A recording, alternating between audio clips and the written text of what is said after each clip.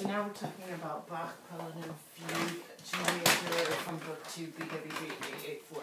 So the memory spot, that was a little bit of a problem. The prelude was here, measure 37. I think just try to hear more where the harmonies changed. Because the left hand started like playing a different harmony at a different time than the right hand. That's why I got, so it's G major. You know, there, these are G major for 37. And right here it changes together.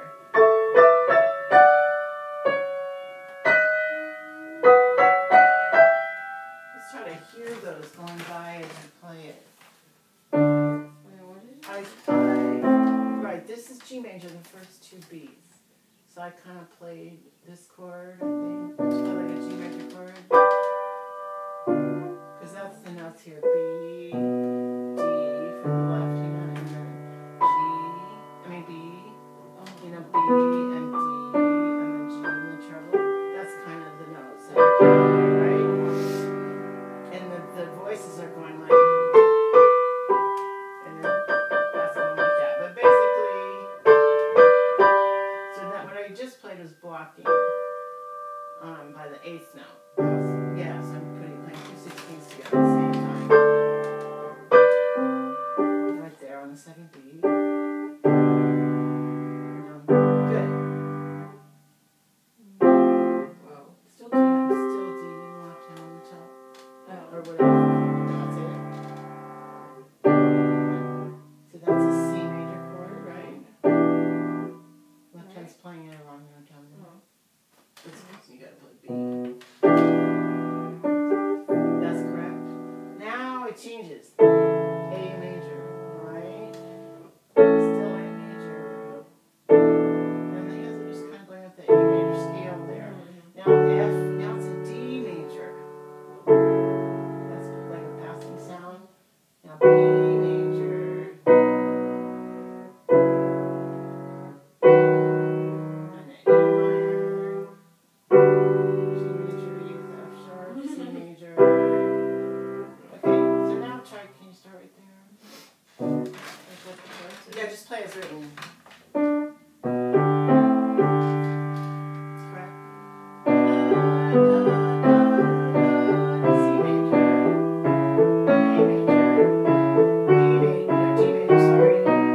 Arrow shifting, color. Yeah, I see. So what shifts the color of the, or shifts it from like G major here in 37 to A major, second beat of 38,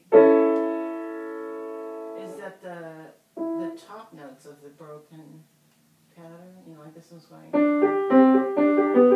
got all those G's up there, but when it goes up to the A, then, and then the bottom voice has a C sharp. So it's mostly this shift of the, you know, the second and fourth 16th notes that makes it sound like an A chord or a D chord here, and then it goes up again to the B here. Plus the accidentals like the C sharp and the D sharp. But it's, I think it's knowing when that top note changes, because we're more voicing and bringing out these.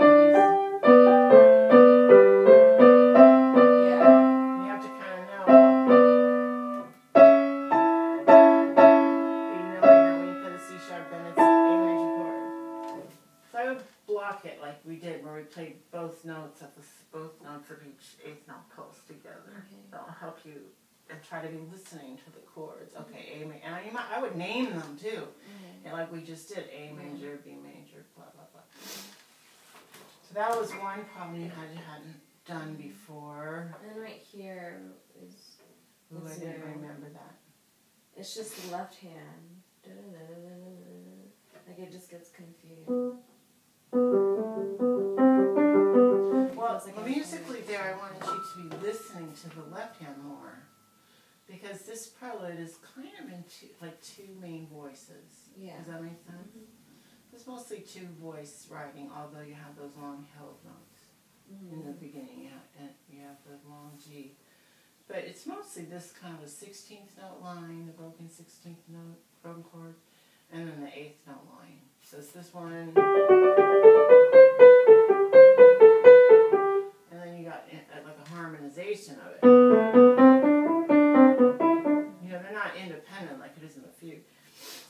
should play the whatever one, probably the 16th note line, louder every time.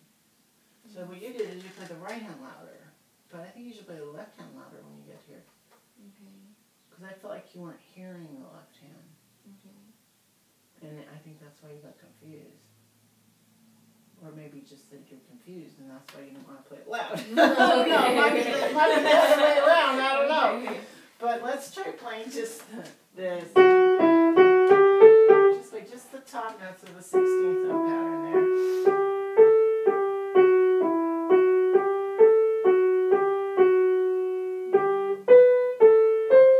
Now play do the same thing for the left hand. You're going to play G, F sharp, B, C, G, C.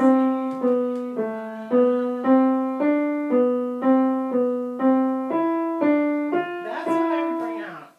Okay, now try as written.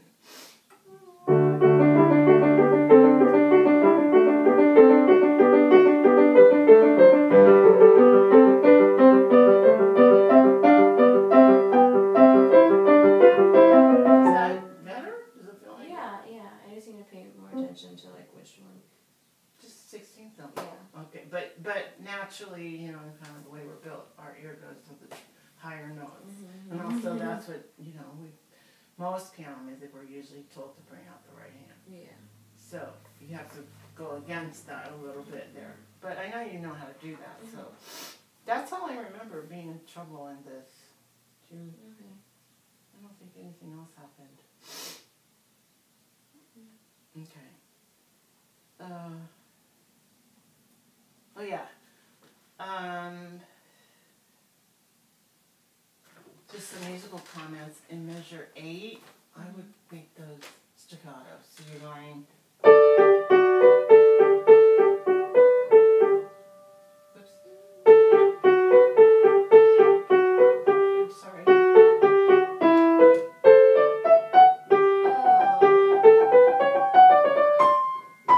And then I would like you to slow down here slightly and really emphasize that note. Yes. Because you moved your hand over there, but it didn't play.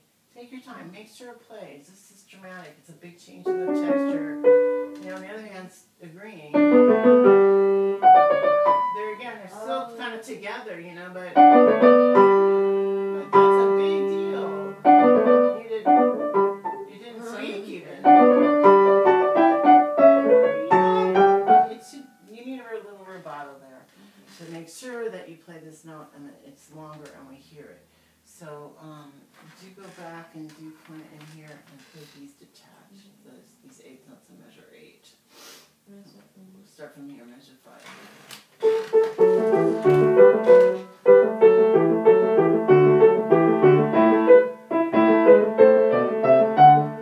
Like a crescendo, right? Yeah.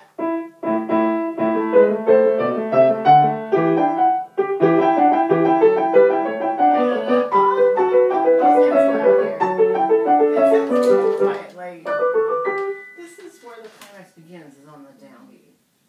And also something new is happening rhythmically here. I'm going to turn on the light. It's a little dark. So in these first 7 measures, 6 measures, something like that. It's a dotted half note pedal, right? The long held note, we call it a pedal. And then we got the 16th note thing, the broken chords, and the 8th note kind of, you know, harmonization of this. Da, da, da. But then here, in measure 7, we get more of a 3-voice texture. We got this going on in the alto. You know, 1, 2, 3. And then we have 1, 2, 3. 1, 2. And then 1, 2. So it's more 1 to a 2. 1 to a 2. So to emphasize second beat, it kind of starts here. So see if you can bring that out a little bit. Like, just like, and that's why I suggest the staccatos here. That, yeah. And then 1, 2.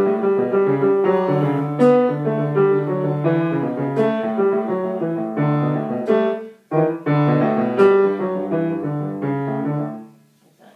And then it goes on here even.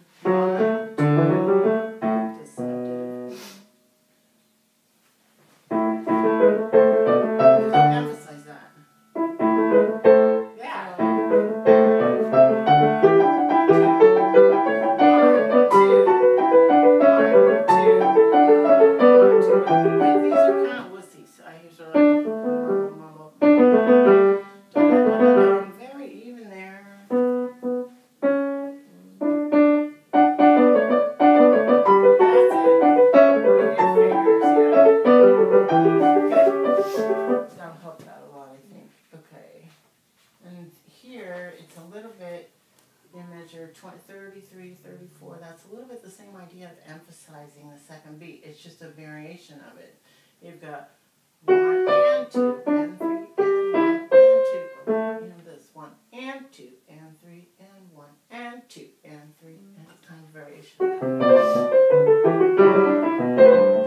Make sure you bring that out. That. The second beat. There we go. That's it.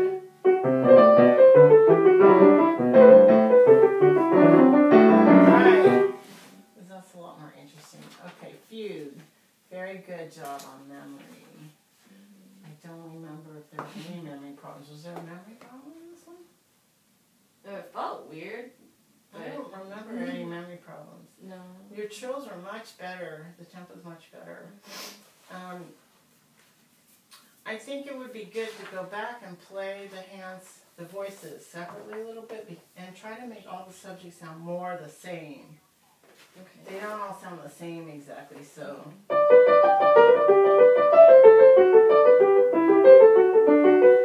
And then.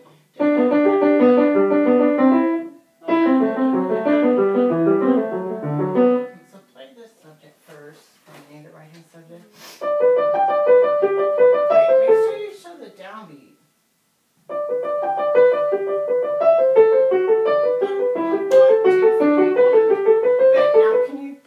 Nice left notes that we talked about without being quite so. Sounds like it sounds kind of aggressive on those. So they should just sing, but don't make them, you know, like this comes a little bit. I think this is very much like opening the private, right? It's broken 16th. Right? With the broken interval going up. And here in the fugue. Similar, right? So it's about the same kind of, you know, the way you bring these out, but you don't go, you don't punch them, you know? Yeah. So it's just kind of a nice line down there, but you don't have to force it. Go ahead. Yes. Good. Now play this instead of left hand. So, yeah.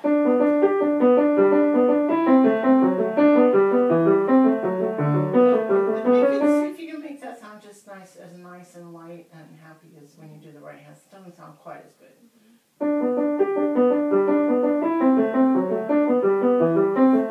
Did you see with this hand? Now do the left hand.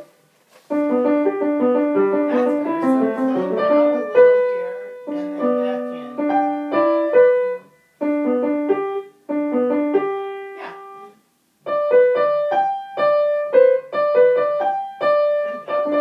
Outside the black keys.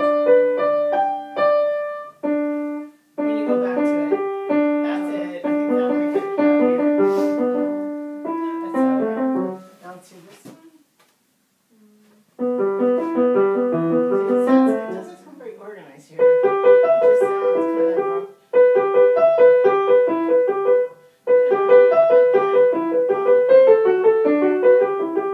so maybe out, back in,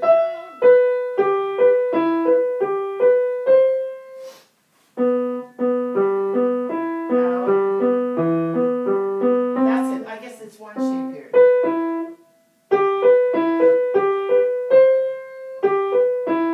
Taller, come out for the taller. I'm right there, third beat. There you go. Different here.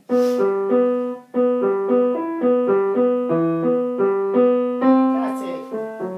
I think that's what I wanted. Okay, so I would work on all of that, and then of course the most obnoxious subject is this one. Try to play that one at home to make it sound just like all the other ones. I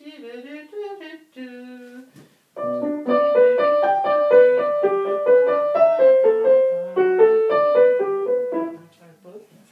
Good luck. So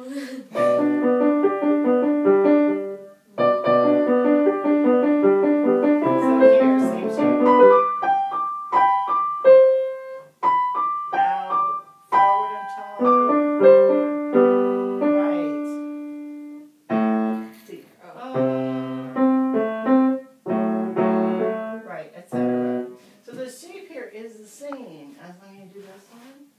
It's just you have to let go of the note before the intervals. That's all. But the ins and outs and the shape is the same. Okay. So that's what I would work on this. Okay. How does that sound? Good. I think you can build a lot more as you go down into this. Mm-hmm. This should be pretty loud right before the big run. Okay. Can't read the measure number there, but it's measure 61. Okay. Or maybe even some rubato. Because that's a box octave. He almost never puts octaves. And the trill is to be loud. That's the point of the trill. Is to make it louder, right? Because on the harpsichord it would be louder. So it should have a sense of building all the way down there. Okay, that's it. Yeah. I'll see you later. Like Monday. Yeah. Okay. Thank you. How's your WC coming? It's okay. I still need help. Okay, now it's recording. Okay, so this video is for Habu, and it's about Opus 10, number 2. And we're working on this for a master class on Monday. So, she already plays the question part of this opening phrase. Great. We were talking about how to make the measures, this part of the measure, what is that, 1, 2, 3, 4, sound more, you know, more direction. So you can be on the front side of the beat a little more, you know, like a little bit coming in slightly early.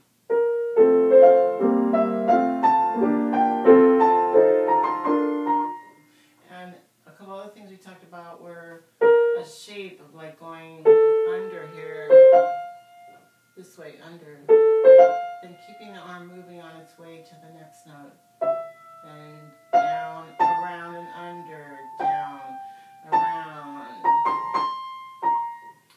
and then more crescendo, nice crescendo as marked in the score, and then shorten the dotted 32nd note, long on the 8, the 16th.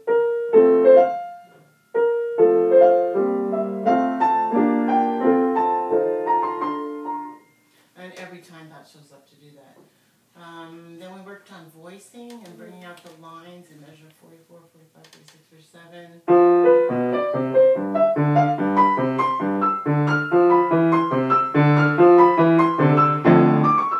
And then just full forte all the way through those descending 16-note triplets. Nice sforzando. And then nice beefy chord here, not like thick, but voice. Keep these full, and that's an overshape. Tall on the thumb.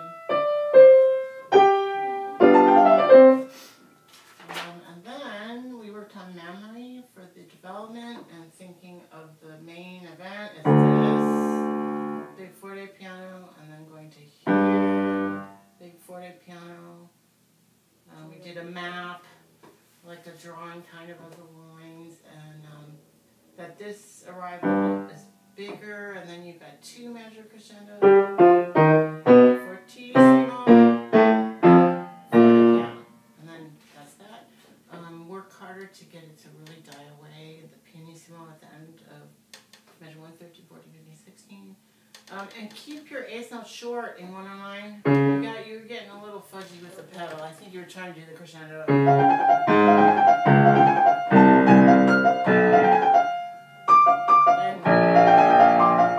Just remember, we had to work on that before. Okay. And then we were talking about this beautiful cello line in 150, 60, 70, 180. So, and to get the right hand quieter, should you go forward here? You were going kind of, what were you doing? I don't remember. You were doing under, kind of like this. But, so that's some aptitude to the right hand. Why don't you try it again here? Let's get your measure marks right there. This cello line. Go right hand? Or both. Whatever. Doesn't matter.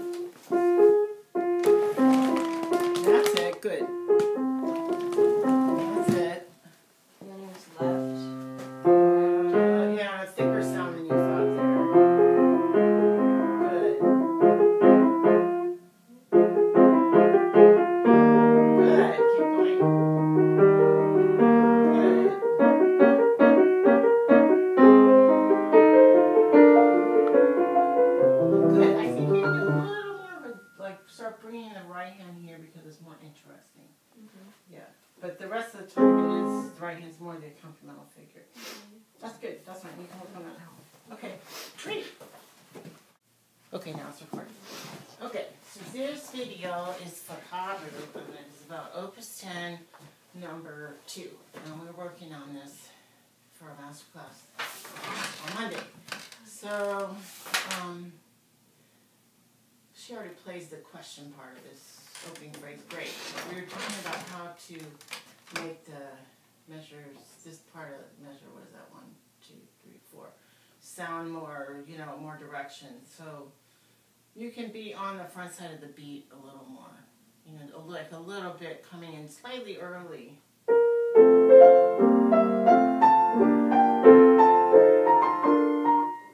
And a couple other things we talked about were a shape of like going under here, this way under, then keeping the arm moving on its way to the next note, then down, around and under, down, around, and then more crescendo, nice crescendo as marked in the score, and then shorten the dotted 32nd note, long on the 8, the 16th.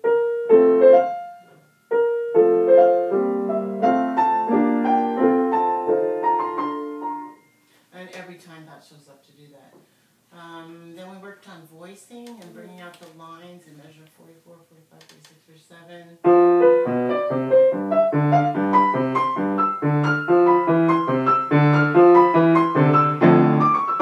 And then just full forte all the way through those descending 16-note triplets. Nice sforzando. And then nice beefy chord here, not like thick, but voice. Keep these full, and that's an overshape. Toe on the thumb. And then we worked on memory for the development and thinking of the main event is this big forte piano, and then going to here, big forte piano. We did a map, like a drawing kind of the lines, and that this arrival is bigger, and then you've got 2 measure crescendo, fortissimo, forte piano, and then that's that. Work harder to get it to really die away, the pianissimo at the end of measure 1, 13, 14, 15, 16. And keep your eighth note short in 109. You were getting a little fudgy with the pedal. I think you were trying to do the crescendo.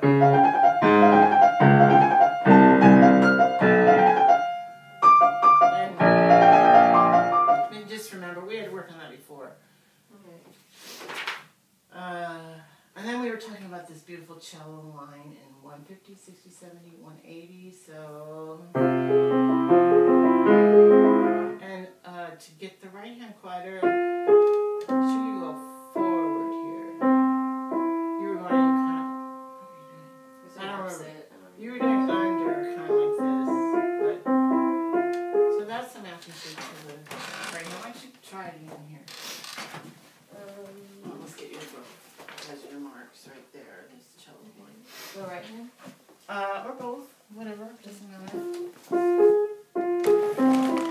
That's it. Good. That's it. And then left. Yeah, a thicker sound than you thought there. Good. Good. Keep going. Good.